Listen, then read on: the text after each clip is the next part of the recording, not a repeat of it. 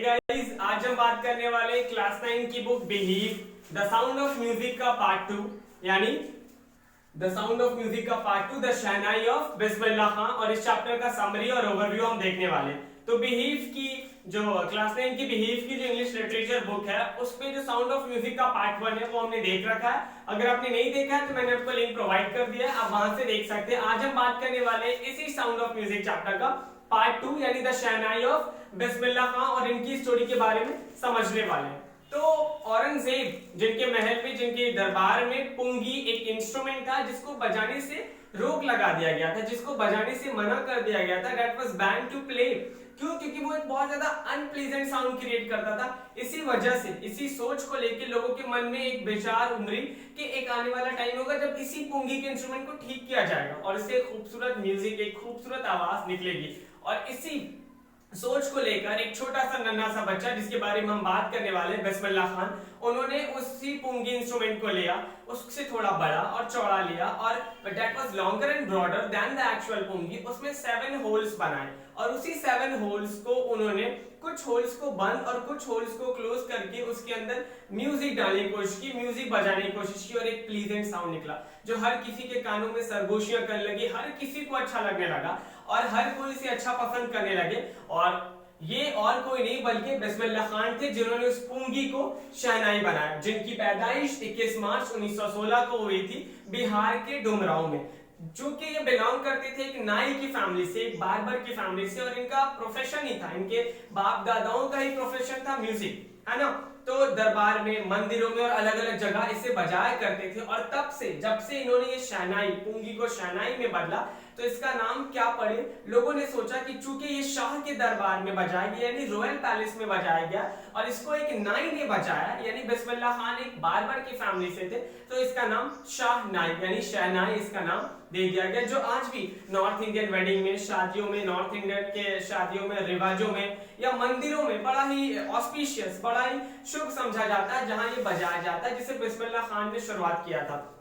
बिस्मिल्लाह खान की अगर हम बात करें तो वो फैमिली प्रोफेशन ही उनका म्यूजिक था। उनके दादा रसूल बख्श जो कि कोर्ट, म्यूजिक कोर्ट के दरबार में वहां भी बजाया करते थे। इनके पिता पैगंबर बख्श वो भी एक म्यूजिशियन थे, वो भी मंदिरों में और अलग अलग जगह दरबारों में बजाया करते थे। तो बिस्मिल्लाह खान जब 5 साल के थे तो गिल्ली डंडा खेलते थे और डुमरांव में एक शहर था जहां पे वो जाया करते थे कभी कभी, जहां पे एक महाराजा उन्हें बुलाते थे और वो गाया करते थे। और उस गाने के बदले में, उस गाने के एवज में यानी म्यूजिक से लोगों का दिल खुश कर देते थे और उसी म्यूजिक के बदले में उन्हें 1.25 kg यानी 1.25 किलो का लड्डू गिफ्ट दिया जाता था, जो कि अभी से 80 साल पहले हुआ करता था। अगर हम बिस्मिल्लाह खान की बात करें तो इन्होंने बचपन से अपने दादा को, अपने पापा को यानी दादा रसूल बख्श, अपने फादर पैगंबर बख्श को हर जगह शादियों में, मंदिरों में बजाते हुए देखा और बचपन से सुनते हैं। एक बार इनकी माँ इन्हें उनके मामा के घर यानी बनारस लेकर गई थी, जो अभी वाराणसी कहलाता है। उस बनारस में ये अपने मामा अली बख्श से मिले और अली बख्श हर रोज मंदिरों के बाहर, काशीनाथ, विश्वनाथ टेम्पल के बाहर बजाया करते थे, तो उन्हें घंटों वो बैठकर सुना करते थे और धीरे धीरे उन्होंने म्यूजिक को अपनी जिंदगी में संवार लिया। और वो उनके साथ जब वो 14 साल के थे तो अपने मामा के साथ ही इलाहाबाद चले गए और वहां म्यूजिक कॉन्फ्रेंस में उनकी मुलाकात उस्ताद फयाज अहमद खान से हुई। और जब उन्होंने छोटे से बच्चे यानी बिस्मिल्लाह खान को देखा और उनके जज्बे, उनके पोटेंशियल को देखा, तो उनके फीट को थपथपाते हुए कहा, ही टैप्ड हिज बैक, और कहने लगे कि बहुत आगे जाओगे, work hard like this and keep working hard, you will get ahead, you will reach your destination, अपनी मंजिल तक जरूर पहुंचोगे। और इन्हीं सबके साथ 1938 में ऑल इंडिया रेडियो इन लखनऊ में बिस्मिल्लाह खान को पहला ब्रेक मिला, पहली कामयाबी की सीढ़ी थी। और इस नन्हे बच्चे को तो अभी भारत रत्न तक जाना था और यहीं से शुरू होता है इनका सफर कि सबसे बड़ा बिग ब्रेक इनको 1938 में ऑल इंडिया रेडियो लखनऊ में यानी रेडियो पे इनकी म्यूजिक को, इनकी शहनाई को सुनाया जाने लगा और लोग बहुत ज्यादा पसंद करने लगे। और इस तरीके से बहुत ज्यादा फेमस होने के बाद 15 अगस्त 1947 में जब हमारा देश हिंदुस्तान आजाद हुआ था तो जवाहरलाल नेहरू ने इनको इनवाइट किया था और इन्होंने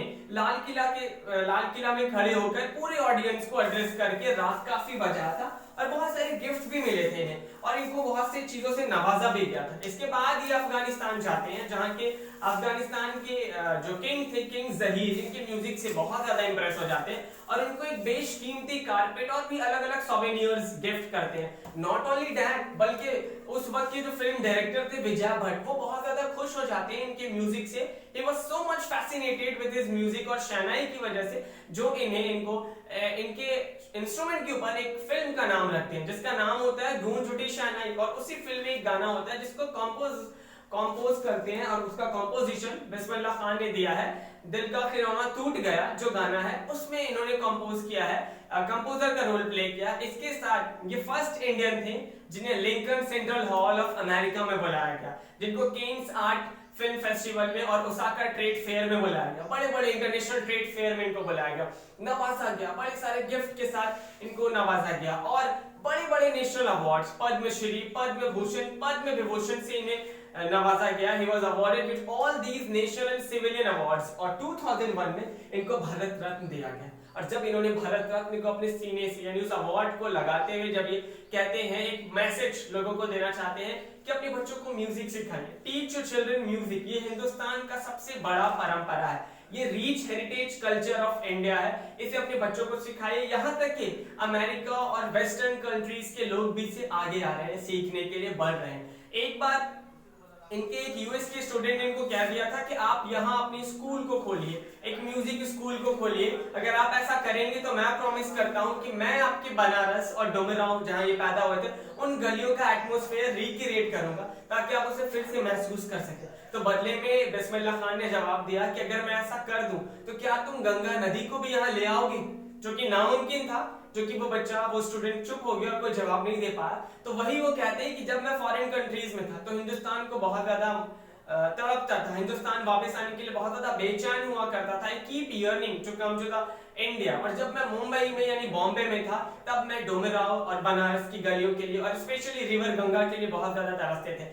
इन्हें डोमेराव का द यूनिक मट्ठा बहुत ज्यादा पसंद था, और इसी तरीके से इनकी जिंदगी पूरी तरीके से एक रीच और यूनिक हेरिटेज और कल्चर के बारे में बताती है। म्यूजिशियन है, जिस तरीके से उन्होंने म्यूजिक को एक अलग लेवल पर लेकर गए हैं और अलग लेवल से म्यूजिक को देखा है, और इसके साथ इनकी जिंदगी एक पेशकीमती, एक डेवोटी मुस्लिम की तरह रही है जिन्होंने देश के लिए, अपने लिए और अपनी सोसाइटी के लिए एक बहुत ही अच्छा मैसेज दिया, म्यूजिक को आगे लेकर गए। और बहुत सालों तक जब वो हिंदुस्तान में रहे, अपने मौत के यानी गुजर जाने के बहुत साल पहले तक काशी विश्वनाथ टेम्पल के हर रोज मॉर्निंग में वो बजाया करते थे, इस गाने को सुनाया करते थे, अपनी म्यूजिक से लोगों के दिल को खुश किया करते थे। और 21 अगस्त 2006 को एक लंबी बीमारी के बाद जब वो 90 साल के थे तो वो दुनिया से रुखसत हो गए, दुनिया से चले गए। और यहीं पे स्टोरी खत्म होती है बिस्मिल्लाह खान की, जो हमने देखा कि किस तरह से उनकी जिंदगी म्यूजिक के ऊपर पूरी तरह डेडिकेटेड थी, किस तरीके से उन्होंने बिहार नहीं, डुमराव नहीं, बल्कि बनारस नहीं, पूरे हिंदुस्तान का नाम विश्व में फेमस किया, अफगानिस्तान से लेकर अमेरिका तक। आज भी लोग इन्हें बड़े नाम से और लोग इन्हें याद रखते हैं और पहचानते हैं फेमस म्यूजिशियन की तरह, जो बिस्मिल्लाह खान ने म्यूजिक को अपग्रेड कर एक नए लेवल पे लेकर आया। तो साउंड ऑफ म्यूजिक में हमने 2 चैप्टर देखा था। पार्ट 1 में एवलिन ग्लेनी के बारे में जिन्होंने म्यूजिक को अपग्रेड किया था, जो कि एक वेस्टर्न स्टोरी थी, और हमने पार्ट 2 में देखा the shehnai of Bismillah Khan, जो कि बिस्मिल्लाह खान की इंडियन स्टोरी थी, किस तरीके से उन्होंने म्यूजिक को एक नया लेवल, एक नया अपग्रेड किया। तो आई होप आपको ये वीडियो ठीक लगा होगा, तो please subscribe my channel to stay tuned and stay updated. Thanks for watching, have a nice day.